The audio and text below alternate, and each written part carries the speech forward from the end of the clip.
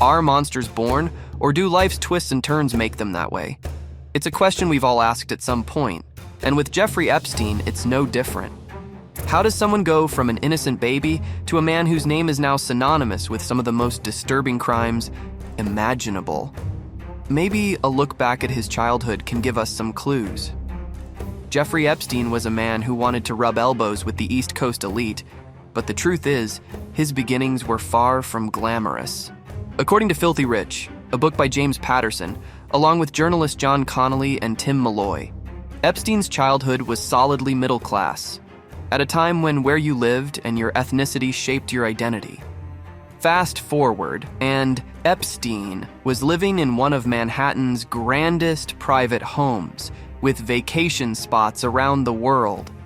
I have vacation homes in New Mexico, Palm Beach, New York, and Paris. He donated over $35 million to Harvard for the Harvard Man image, and kept company with big names like Donald Trump, Bill Clinton, and Leslie Wexner.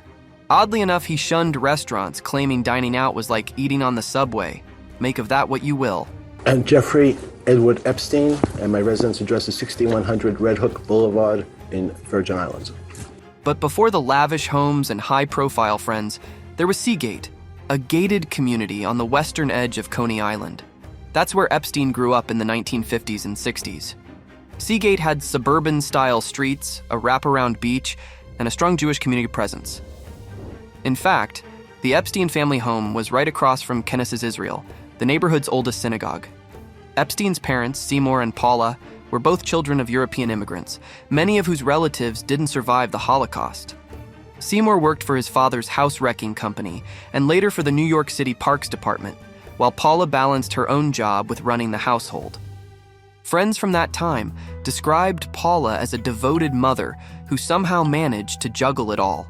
Jeffrey and his younger brother Mark were gifted students, especially in math. Jeffrey also had a talent for music. He learned piano young and impressed friends with his skills. And here's something you might not expect. His high school photos show none of the smugness we'd later associate with him. Instead, his face looked softer, calmer. Back then, friends saw him as sweet, generous, and even had a nickname for him, Epi. At home, his parents called him Bear, while Mark was known as Puggy. Neighbors remembered the Epstein family fondly, describing them as so gentle, the most gentle people. Jeffrey attended Lafayette High School in Gravesend, a mix of Italian, Jewish, and African-American students. But the area wasn't exactly a melting pot of harmony. Anti-Semitism wasn't uncommon. One Lafayette graduate recalled that it was a volatile environment, a mostly Italian neighborhood where the arrival of Jewish families sparked tension. Beverly Donatelli, one of his classmates, and at one point his high school sweetheart, remembered that divide well. Her own mother liked Epstein, but also told her something she never forgot. Jewish boys don't marry Italian girls. That was the kind of cultural line that often shaped young relationships back then. From Lafayette, Epstein's academic path took him first to Cooper Union, and then to New York University, but he never earned a degree. That didn't stop him. His big break came when he landed a job teaching math at the prestigious Dalton School in Manhattan. Quite the leap from Seagate, and just like that, he was spotted by someone who opened the door to Wall Street. From there, well, Epstein never looked back. Epstein had a strange way of keeping people guessing. Back in 2002, one of his associates described him to New York Magazine as Gatsby-esque, rich, mysterious, aloof. But was it all just an act? Donald Trump, who knew Epstein for years, once said he was a lot of fun to be with, and that he likes beautiful women as much as I do, and many of them are on the younger side. Yikes. Now let's talk about Epstein's love life, or whatever you'd call it. He never got married, but that didn't mean he didn't consider it. According to New York Post, he once said in 2014 that if he were to marry, it'd be Selena Dubin. At the time, she was just 19. But here's where it gets extra weird. Selena was the daughter of his ex-girlfriend, Eva Anderson Dubin.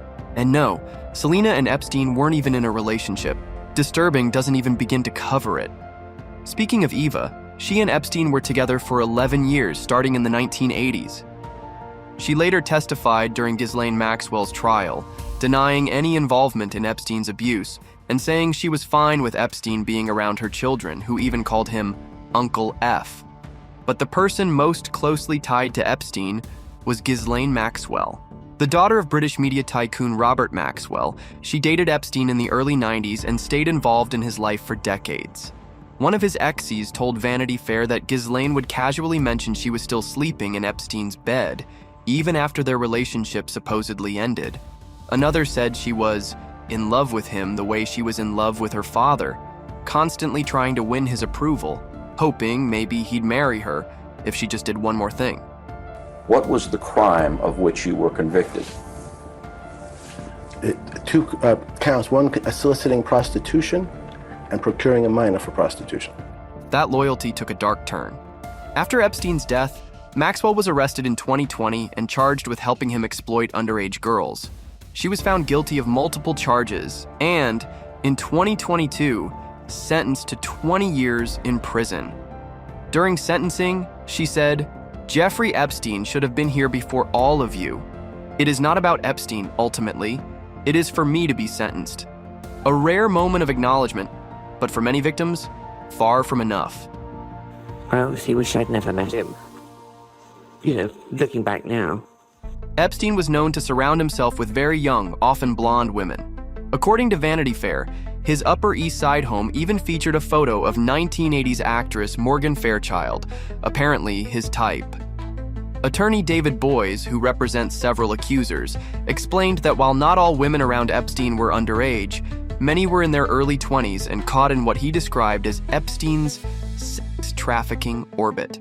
Victims were given cash payments if they could bring other underage girls to be similarly abused. And that's how he continued to expand the number of new victims that he had. His relationships weren't just secretive, they were deeply manipulative. One ex said Epstein would go on about polyamory, knowing full well she lacked the self-esteem to challenge him. When she refused an open relationship, he cut her off. Another ex, a Sports Illustrated model, said he always had to have a model on his arm, calling him emotionally stunted and without an inner world. And in public, he often showed up with unnamed companions, always introduced as a guest or mystery woman. One of his former girlfriends summed it up best. He wanted to seem like a man who controlled everyone, who collected people, who could damage people.